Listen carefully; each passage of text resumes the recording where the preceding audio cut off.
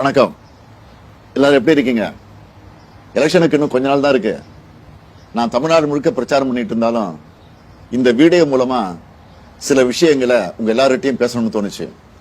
என் மனசுல படுறத ஓப்பனா நான் இப்ப பேச போறேன். இந்த எலெக்ஷன் திமுகவுக்கும் ஆளுங்கட்சிக்கும் இடையில நடக்கிற போட்டி இல்லைங்க. இது தமிழ் மக்களுக்கும் பாசிச சக்திகளுக்கும் இடையில நடக்கிற யுத்தம். தமிழ்நாட்டில் நோட்டாவை விட கம்மியான ஓட்டு வாங்குற ஒரு கட்சி இன்னைக்கு ஆளுங்கட்சியை மிரட்டியே தமிழ்நாட்டோட உரிமைகளை மொத்தமா பறிச்சுக்கிட்டு இருக்கு. நம்ம இளைஞர்களுக்கு கிடைக்க வேண்டிய அரசாங்க வேலையை வட மாநிலத்திலிருந்து வர்றவங்களுக்கு தூக்கி கொடுக்கறாங்க.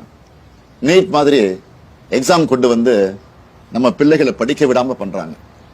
நம்ம விவசாயிகளுடைய நிலத்தை புடுங்கி அவங்க வாழ்வாதாரத்தை கெடுக்கிறாங்க.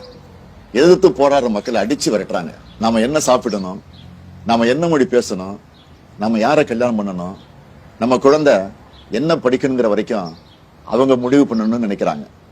இதையெல்லாம் தட்டி கேட்க வேண்டியவங்க அவங்க காலில் விழுந்து கிடக்குறாங்க. இதை இப்படியே விட்டா இன்னும் கொஞ்ச நாள்ல நம்ம வளங்கள், நம்ம மொழி, நம்ம சுயமரியாதை, நம்ம சமூக நீதி, நம்ம அடையாளங்கள் எல்லாம் செதஞ்சு போயிடும். இதை தடுக்கணும்னா நாம அவங்களை எதிர்த்து நிக்கணும், அவங்க கொட்டத்தை அடக்கணும்.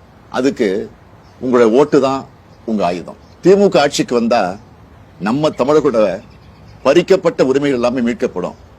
மாநில உரிமைகள் முழுமையா பாதுகாக்கப்படும். சட்டம் ஒழுங்கு என்னுடைய நேரடி கண்காணிப்பில் இருக்கும்.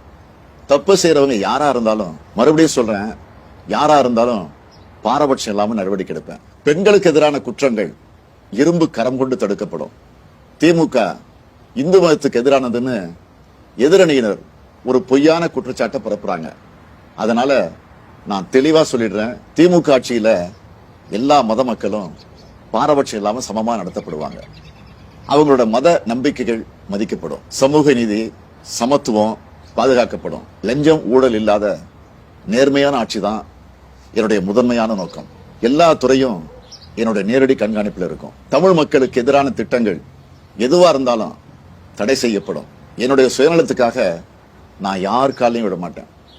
என்னுடைய சுயநலத்துக்காக நான் எந்த சூழ்நிலையிலும் தமிழ் மக்களுடைய உரிமைகளை விட்டுக் கொடுக்க மாட்டேன். உங்களுக்கு ஒரு பிரச்சனைன்னா உங்கள ஒருத்தனை எப்பவும் களத்துல வந்து நிற்பேன். இதெல்லாம் என்னுடைய மனப்பூர்வமான உறுதிமொழிகள்.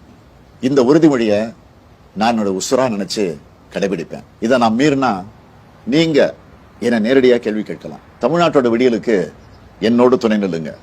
நன்றி. வாக்களிப்பேர் உதயசூரியன்.